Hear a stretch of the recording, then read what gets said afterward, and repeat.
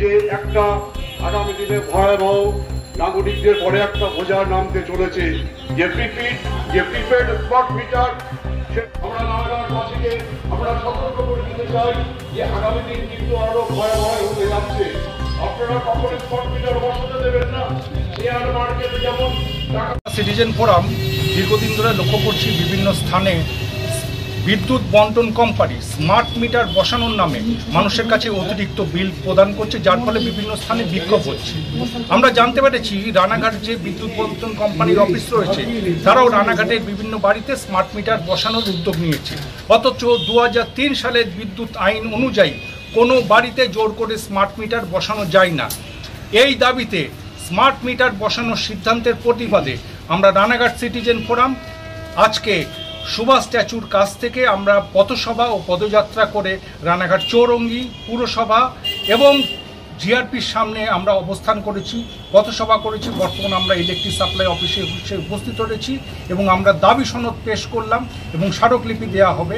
এর জন্য আমাদের মূল দাবি যে অন্যান্য রাজ্যের সাপেক্ষে পশ্চিমবঙ্গের বিদ্যুতের দামের সমতা নাও এবং প্রতি মাসের বিল প্রতি মাসে দাও, প্রতি 3 মাস অন্তর দেওয়ার পরিবর্তে।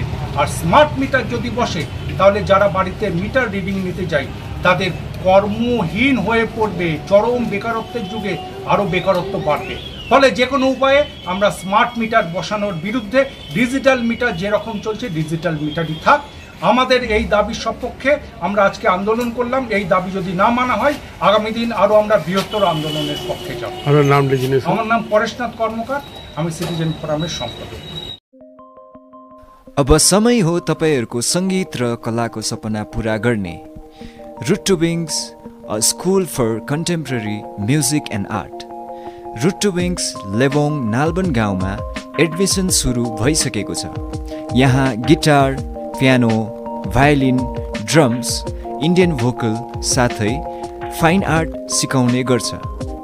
आजै नाम दर्ता गर्नुहोस् रुट टु विङ्स, जहाँ तपाईको सृजनशीलता उडान भर्छ।